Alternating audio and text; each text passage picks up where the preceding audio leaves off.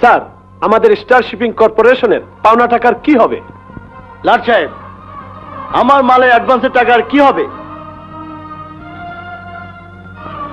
লাট সাহেব, আপনার গুদামে রাখা আমার 2 কোটি টাকার মাল যে পুড়ে গেল, তার কি হবে? আপনারা কিছুদিন অপেক্ষা করুন, আমি আপনাদের সব পাওনা মিটিয়ে দেব। না মিস্টার লাট, আমি আর একদিনও অপেক্ষা করতে পারবো না। হ্যাঁ, আমরা আর অপেক্ষা করতে পারবো না। অপেক্ষা করতে পারবো না। ম্যানেজার সাহেব, আমার অ্যাকাউন্ট থেকে টাকা তুলে সে সমস্ত পাওনা মিটিয়ে দিন। স্যার, তাহলে তো ব্যাংকে আর 1 টাকাও থাকবে না। আমি যা বলছি তাই করুন, আপনারা আপনাদের পাওনা পেয়ে যাবেন।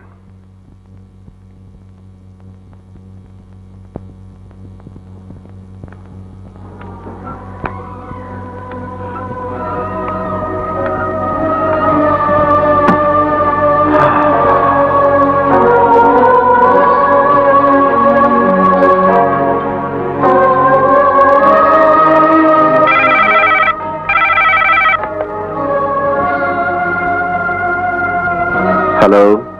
হ্যালো, লাট সাহেব আছেন? হ্যাঁ, বলছি। স্যার, আপনি ব্যাংকের কাছ থেকে যে 10 কোটি টাকা লোন নিয়েছিলেন, তা আজই দেবার শেষ তারিখ। আর আমরা জেনেছি এখন আপনার যা অবস্থা, তাতে এ টাকা আপনি কোনোদিনই শোধ করতে পারবেন না। সুতরাং কালই আপনাকে বাড়িটা ছেড়ে দিতে হচ্ছে। ঠিক আছে, আমি কালই বাড়ি ছেড়ে দিচ্ছি।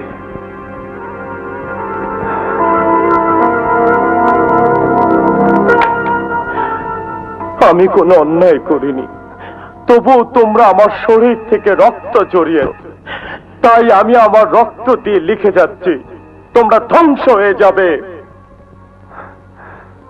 খোদা, সত্যি তোমার বিচার আছে।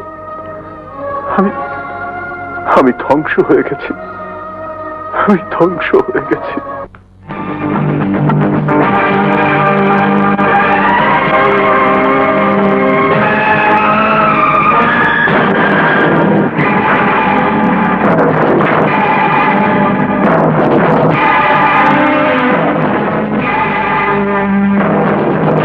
হে আমার পূর্বপুরুষগণ, তোমরা আর কেঁদো না।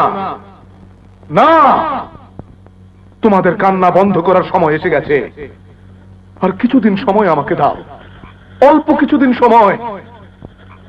তোমাদের আত্মাকে আমি শান্তি দেব, শান্তি দেব, শান্তি দেব।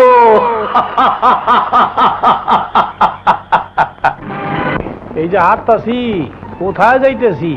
হ্যাঁ, আর গেছি মা গো, জোরদার মল্লুক তার কেমন জোরে ধাক্কা দিয়ে গেল। আমি তুলবো কেমনে? আমার তো জোরই নাই। ভাইবা না পায়, কোথায় যায়? চাকরি নাই, কামাই নাই, খাওয়ার নাই, পাইলে তো খামু।